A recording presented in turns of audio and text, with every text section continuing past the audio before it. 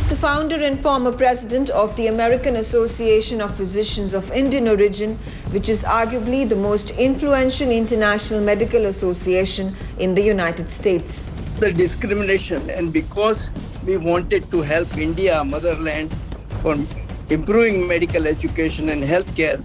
He is a long-time champion for the cause of the Indian American medicos practicing in the United States.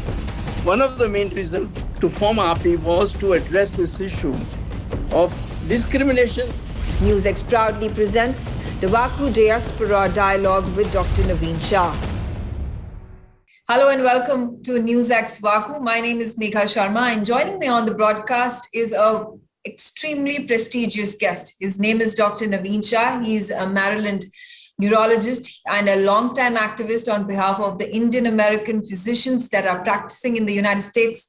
The association that he founded many decades ago is the AAPI, the largest and arguably the most influential international medical associations in America for the past several decades now. It's great to have you, Dr. Naveen Shah. Thank you, Megha. Dr. Shah, you have had quite a successful career from the very start when you were in Pune. You were working at a local medical college over there. Sassoon Hospital is where you started off your medical journey. And then you came to America, and that was a circumstance that happened. If you could tell our viewers, how did that actually happen? Actually, I wanted to go for FRCS. Those days, Fellowship of England was very important for a surgeon, but I had no money. In the meantime, a friend of mine wanted to go to America, and that time the ECFMG exam was free. So we both went to Mumbai. I just gave him a company. Unfortunately, he failed and I passed. And so I got a job here. They sent me a ticket. But the interesting thing is, I wrote an article. I was assistant professor of surgery at BJ Medical College, an assistant honorary surgeon. So I wrote a paper on prostate and hernia, which was immediately rejected by Indian Journal of Surgery. Mm-hmm. So now I get a job from America, ticket from America, it's free. So I sent the article there to Archives of Surgery. Not only they accepted, but they wrote a big editorial on, and it is still a classic article. So they waived off my internship, and I was just taken up as a resident. So I think it's a destiny. That's a brilliant story of the kind of hard work and enterprising nature of yours, and coupled with a little bit of luck that allowed you to travel into America and then become the best neurologist in the United States of America. You've talked to me about how this happened. There were circumstances that allowed you to be in America and then practice, and you gained instant fame, especially with those journals that published your write-up, published your research. How did you think of actually founding AAPI? Well, initially, I was in Washington, D.C., and I have two girls. And I wanted to keep the Indian culture, so they did Bharatnatyam, and my son was born later on, and he did tabla, and we are vegetarian and all that. So I formed a doctors' union or association, mainly for two reasons. One, of course, social, and I was new in Washington, D.C. Now, this is 1977, so much before your birth. So the second was, I was very impressed by the continuing medical education of America. 3 years, if you have to renew your license, you must finish 150 hours. Every state has a different. And that continuing medical education, I think, is the supremacy of American medicine. That means every doctor is to keep with the state of the art. As you know, this is a very litigious society also. So people have to be very careful in what they're practicing. So the second thing was the help it to motherland for medical education, improving medical education and healthcare. So, were there a lot of discrimination, social discrimination, especially, and the kind of behavior of the Americans against Indian Americans, Indian American physicians, Indian American doctors that you personally also faced decades ago? Because the situation has improved largely at this point of time, but back in the day, it was extremely challenging. Was API able to help in all these causes? Well, let me take you a step backwards. So when I formed the association, which is local in Washington, D.C., I heard a lot of complaints of discrimination. I personally was lucky. I did not have much discrimination as such. But because of the discrimination and because we wanted to help India, motherland, for improving medical education and healthcare, so I communicated with other associations which were existing, like about 12 a number. And Indian Embassy had a newspaper, so I put an ad in the paper saying that I'm interested in making a central body or a national body of the Indian doctors. That time we were like 32,000 doctors or 28,000, and every year it increased. So people agreed, and I formed an association called API. So the API was main reason, one of the main reasons to form API was to address this issue of discrimination. You know, you are like a second-rate doctor. I mean, this is 77. Even though you've taken the examination, the boards, the training, everything in America, the American way, they always treated us differently, like a second-rate doctors compared to American doctors, US medical doctors.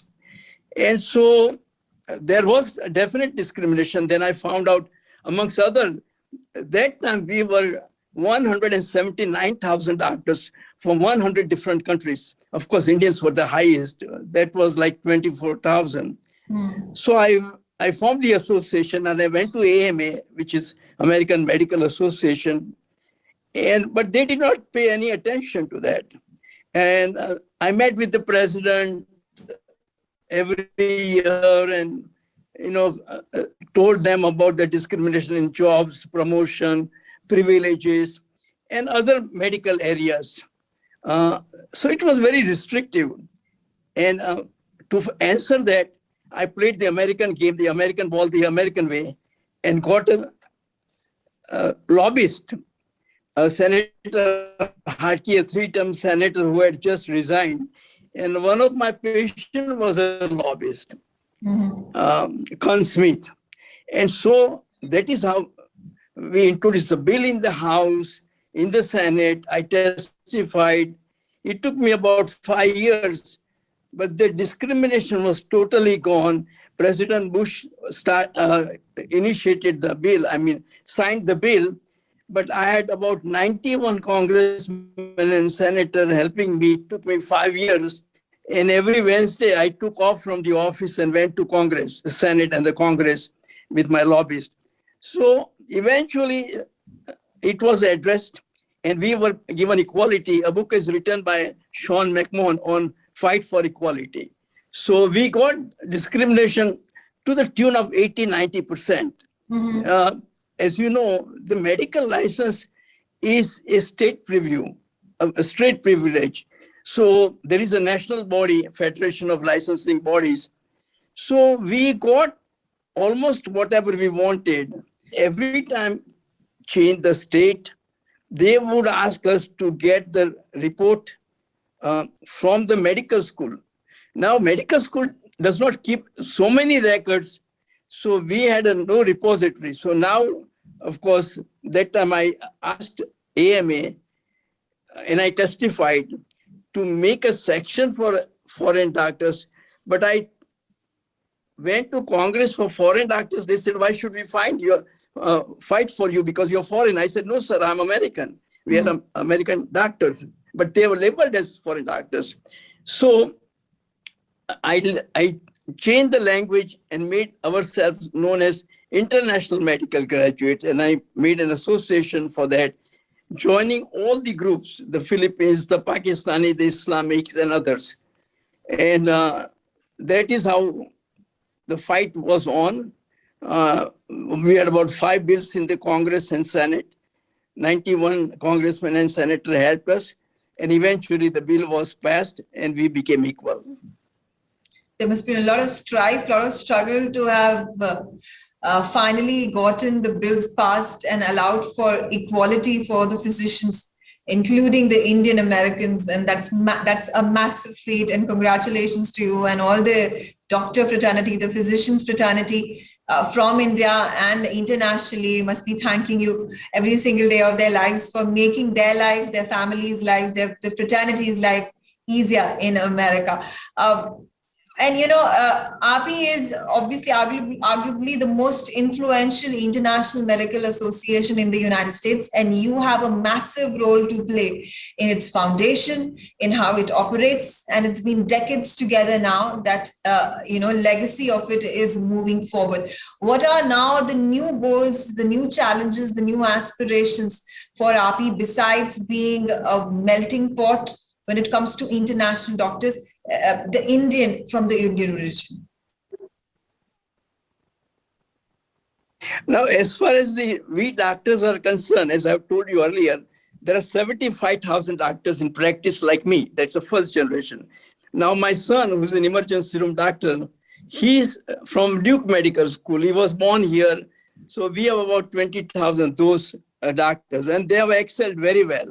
I mean, American Indian doctors have excelled in multiple positions of any importance. So I do not think right now there is a problem with the first generation and second generation. Second generation is a product of America, so they have no problem to begin with. Now, my main focus was to help India in improving medical education and healthcare. So I started with CME. We gave about 150 seminars in India in different subjects over 5 years. Narasimha Rao, when he was a health minister, he helped me a lot. And of course, when he became prime minister, he helped me a lot. And my dear friend, in fact, he asked me to go to Ottawa and London because we have 20,000 doctors in England and 5,000 in Canada. So I told them the CME. The second one was donating India the equipments which are used. Here what happens, Megha, that in new model has arrived, so the old model is out of function. Yeah. That is how the medical system works here. So those models which are old but are in practice, sales and services available in India. So that time, Health Minister, Mr. Narasimha Rao ji said, okay, why don't you see the Air India and Shipping Ministry, if they can help you to transport it free, and I will see that no octroi or the local tax is done. And then I said, sir, I'm a urologist and I've got 3 children and it will be very difficult for me to do on a daily business.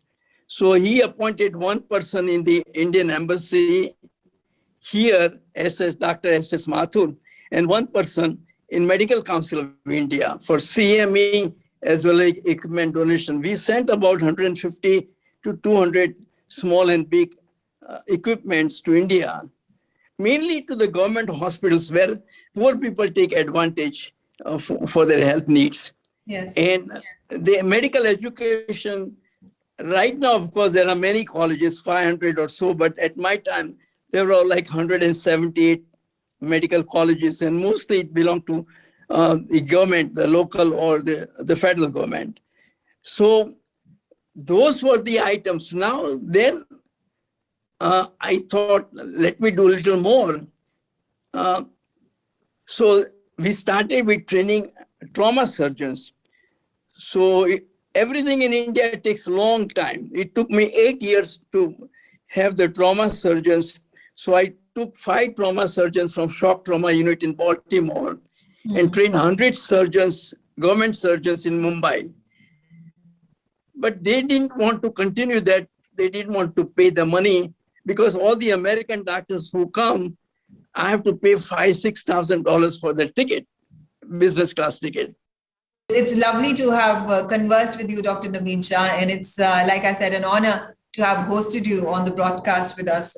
It's truly a pleasure to have amongst the most influential men living in America, a neurologist who traveled all the way from Pune into America. He lived the American dream. He built the American Association of Physicians of Indian origin, that is the most influential and the largest influential association of physicians, international physicians in the United States, brought about a complete turnaround when it comes to the role of doctors and their equality in the land of America. So it's fantastic. Once again, that's Dr. Shah for you. And let's hope that he appears on our broadcast in the future as well. Thank you so much.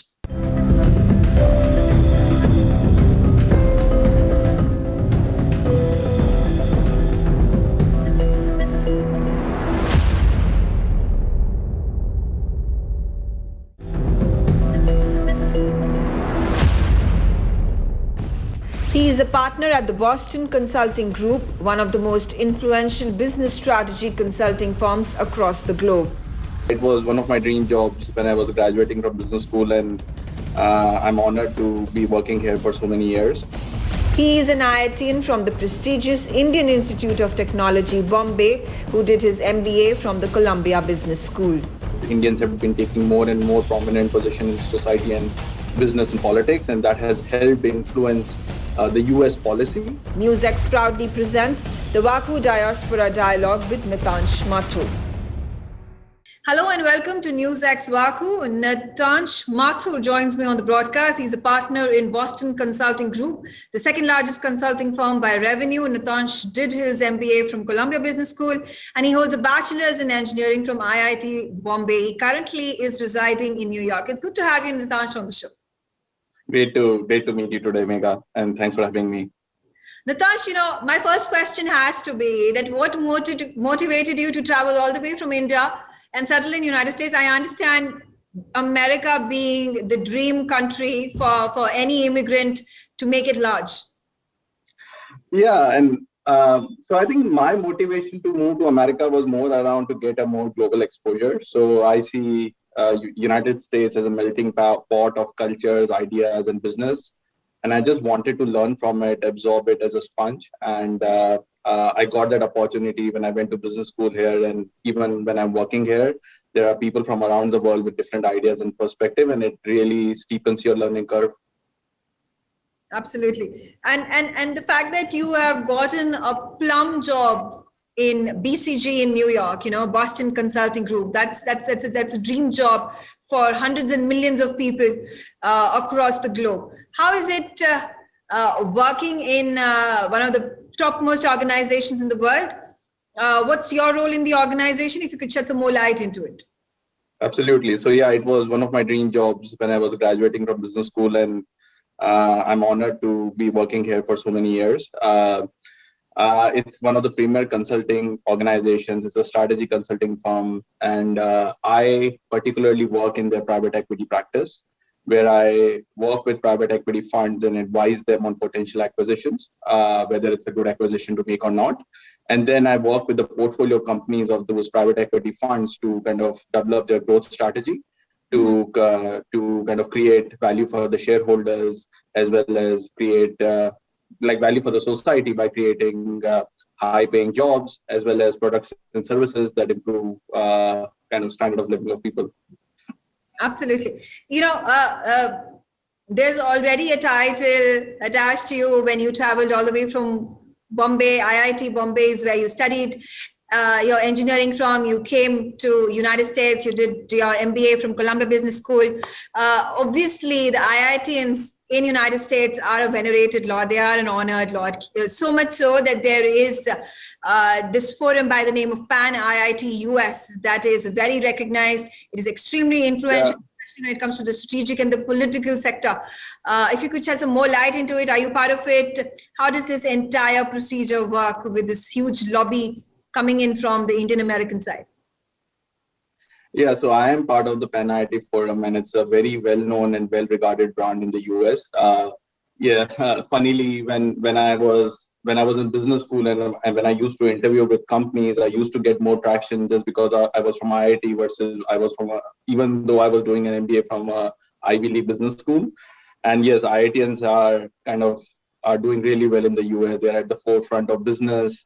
They have a very strong lobby. And they do well in academia as well. So it's a very strong brand. It helps the Indian image in general in the US and has been doing really well over the years. What should be the next step? Like I said, IITians, the IIT Pan IIT US Forum is extremely influential when it comes to the strategic sector and the political sector. There are a lot of these lobbyists, especially from the Indian American side. If we have to get if the politics and policy needs to be changed, amended, be the Biden administration or the erstwhile Trump administration, this is the revered right route to go through to get things done, to Absolutely. Get fixed. How is the feeling as an Indian, of the Indian community living in America and having IIT viewed as the topmost engineering college in the whole entire world? Yeah, like I think again, like it's been a privilege first of all for me to get into an IIT and represent the brand. It opens a lot more doors for you than you can imagine. And like prepares you for success for rest of your life. And that is the proof is in the pudding, right? You see a lot of CEOs, like leaders in industry in the US and globally who are ex-IITians, and they have improved the image of India here by starting in some cases by starting multi-billion-dollar companies, by being CEOs of large organizations, and having an important place both in business as well as politics and influencing policies in favor of India. And that I think is true just beyond IITians as well as like broader Indian Americans, where even the first generation or second generation Indians in the US are doing quite well. And right now the vice president of the US is an Indian American. So like we are at the top echelons of the society. Absolutely. And that's a good stereotype to have, an IIT. And when it comes to, and then also there has been a massive shift, a transformational one at that Indian Americans who used to be the backbenchers, who used to be at the back end of things, have suddenly decided to come at the forefront, be it the big tech companies, be it the other industries, be it politics, be it policy. I'm talking about the Sundar Pichais and the Satya Nadellas who are getting the limelight at this time of the hour, which was much needed, which was much desired. Perhaps should have come several years ago, but never late than better late than never. What is the kind of feeling as an Indian American that you get living in America, living the American dream, being the amongst the most educated class in the American society and being looked up by the Indian American community? Yeah, so it's a great feeling, right? And Indians, even though we are less than maybe 1% of the US population, are definitely seen as a model minority. They tend to do well in all spheres of life, as you just pointed out. Both first-gen Indians that have just come to America as first-generation Indians and folks who grew up here.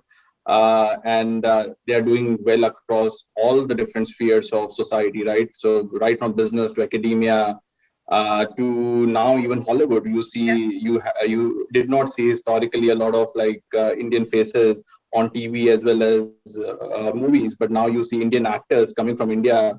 Priyanka Chopra is a good example, but like at the same time, a lot of Indian Americans are taking up a prominent position on American TV and movies. So that's great to see.